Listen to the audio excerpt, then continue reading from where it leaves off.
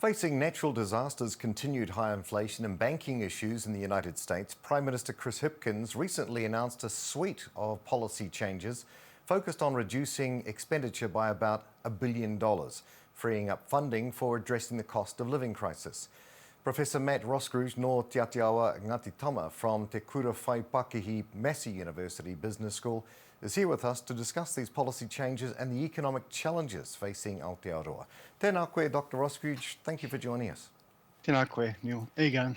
And what do you make of these policy changes announced by the Prime Minister on Monday to free up funding? Yeah, interesting, eh? They're in a really difficult position where their spending is part of what's driving inflation. And so I think they had to try and reduce their spending or manage their spending to get that to be able to free up the money to address the cost of living crisis and the disaster relief, which is going to be incredibly expensive. I think that, yeah, a bit of controversy around the policies they picked, but they absolutely did need to look at cutting money in other places so as to not drive inflation. Also tidies up their portfolio post Ardern. And going into the next election, it looks like they're going to start to focus on real sort of perhaps working class centrist issues, which will be interesting for Labour, I think, going into the election. But this kind of thing is simply taking from one hand and giving to another, isn't it? Money just can't be conjured up out of nothing.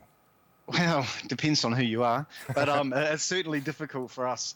So I guess the more that the government spends, the more that drives up prices because they're competing for goods and services the same as anybody else. And so if the government spends more without cutting back on other things, it can do that. We can borrow lots of money. We don't use much of our debt. But if we do that, then that's going to keep putting more pressure on inflation. And when it's sitting at 7.2%, the last thing we want to do is have the government coming in and putting more money into the economy and pushing that number even higher. So the government's trying to pull back on its spending to keep control of inflation, which I think is what we're seeing. Yeah, well, with core benefits broadly increasing by just over 7%, as you mentioned, to keep up with inflation, do you believe that this will increase?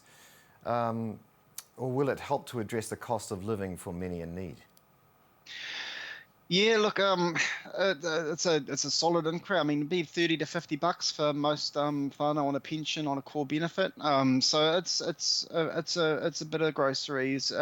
It's not a huge amount, especially for those that have had to take on debt to survive through the last year with food and housing costs going absolutely nuts. So if you've got a big afterpay bill, $30 to $50 will probably, it's going to be tough still. And I don't think inflation is going anywhere in the short run. So it's a really important step. It's really good to see. I don't know if it's going to be enough, and especially for whānau that are taking on debt to survive at the moment. Okay, now there's been some criticism that we're prioritising economic well-being at the expense of addressing climate change. Is this happening, and which should be the top priority? Yeah, really difficult, eh? You're kind of trading off that current well-being for future well-being. Look, at the end of the day, I think it's a bit personal. I think there's probably more urgent need to look after our whānau following the natural disasters. And while we absolutely need to be doing big picture things to address climate change, and we need to be putting a lot of diplomatic pressure on those countries that are really big polluters, like some of those big manufacturing countries in Asia, the things that are being cut probably weren't going to have a huge impact on climate change, and probably that money is going to be more urgently needed for whānau now. But it's a really difficult trade-off. I'm pleased I'm not the one making it. Yeah. Okay, so if we look at natural disasters, cost of living crisis, and now changes to core benefits, they're all seen as being particularly relevant to Māori. Do you agree with this? And what more needs to be done to address challenges for Māori? Yeah, it's interesting, eh? There seems to be a lot of deficit conversation coming out around Māori at the moment, and we seem to be really badly impacted by all climate change, disasters, cost of living, everything.